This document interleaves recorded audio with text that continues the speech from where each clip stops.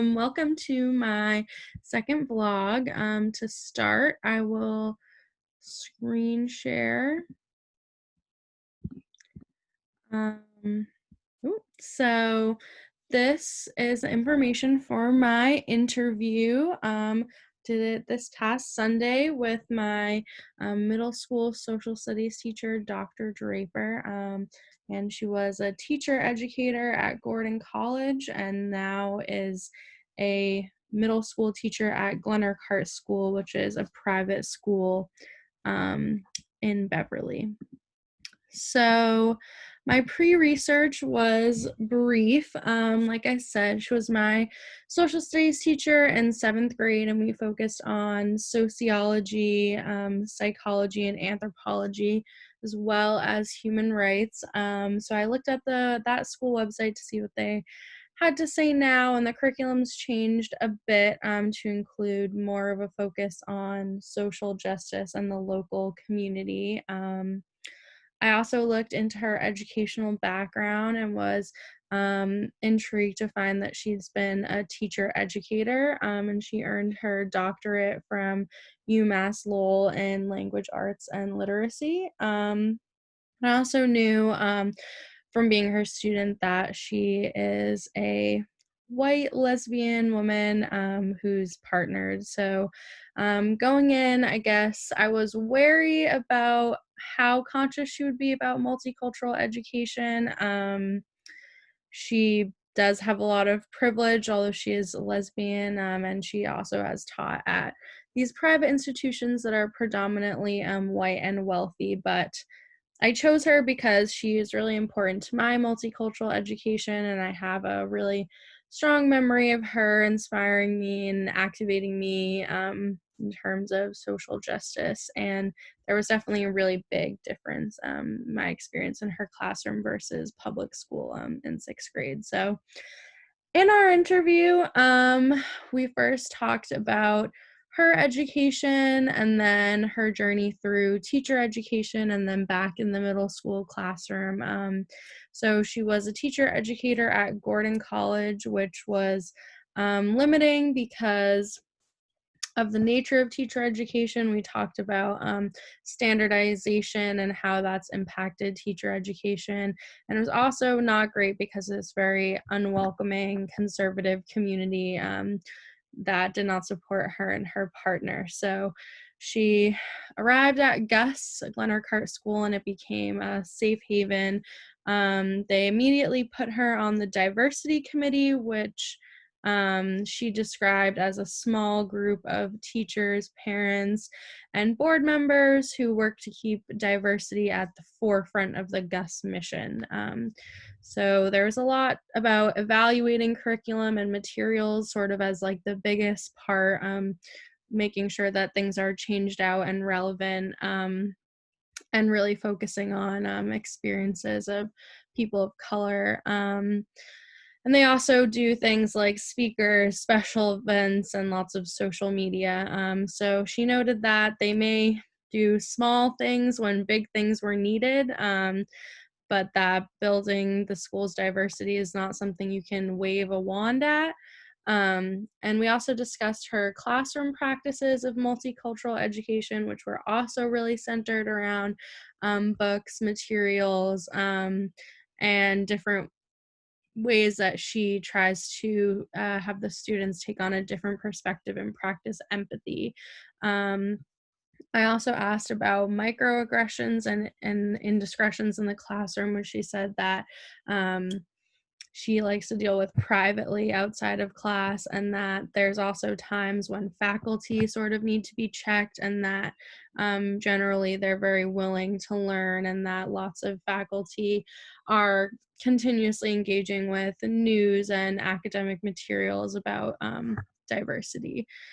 So the biggest example of her multicultural work in the classroom is this life simulation project that I participated in when I was her student. And each student, the class looks at census data, and then each student is assigned different identities and statuses and need to navigate through challenges almost like a game of life, but it's based in this census data and data that we know about the lived experiences of different people.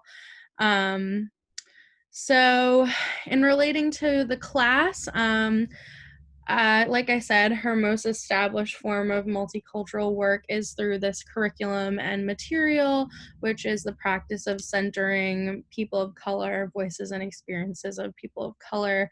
And so I noted that this aligns with critical race theory in education, which Tara Yasso describes as um, refuting the dominant ideology in white supremacy. So, by using these texts, she's exposing the white students to this new perspective and challenging their sort of comfort and notions of normativity.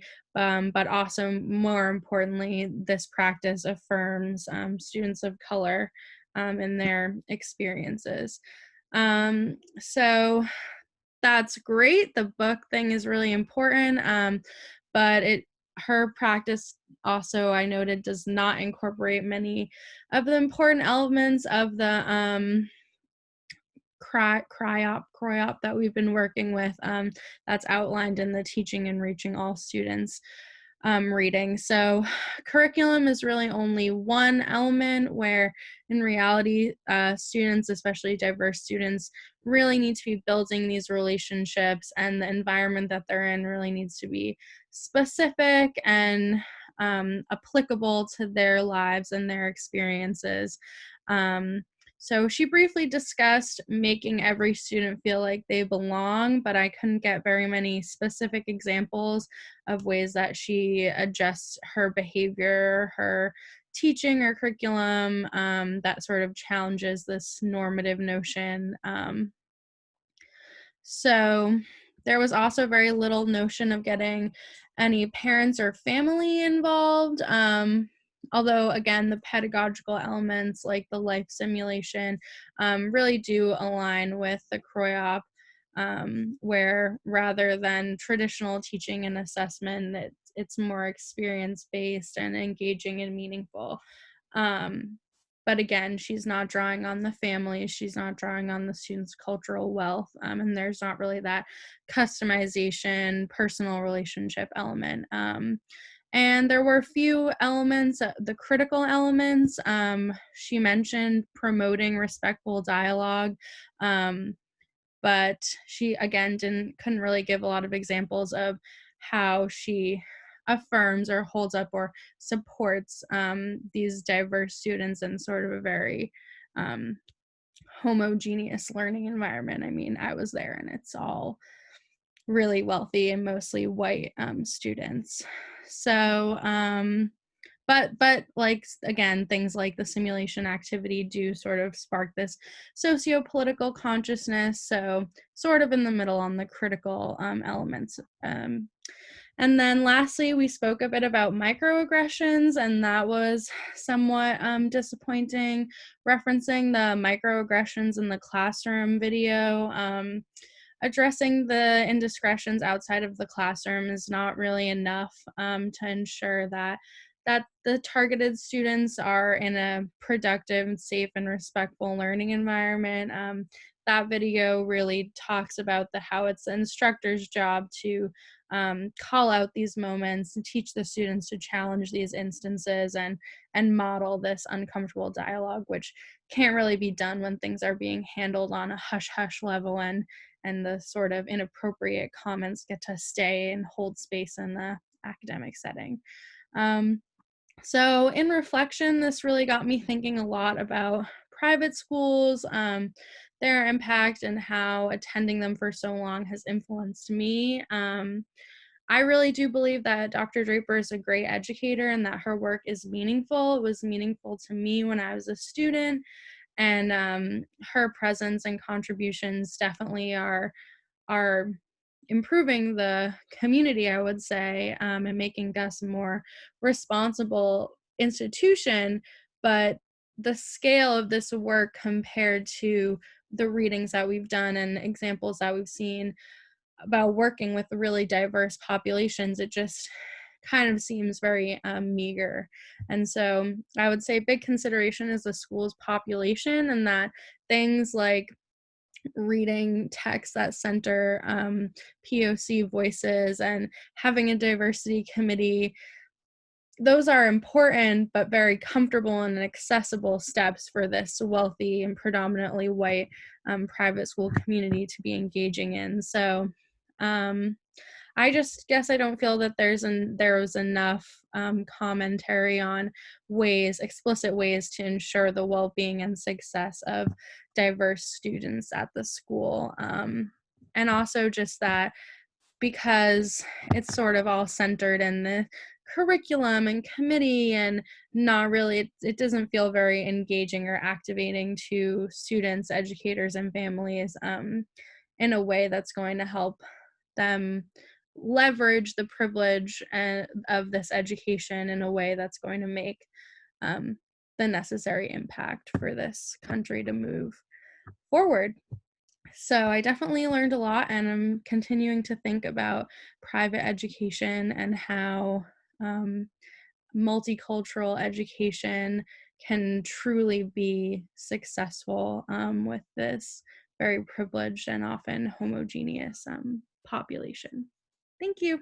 Oh, and let me just quickly share my citations. There we go. Just leave that up for a second.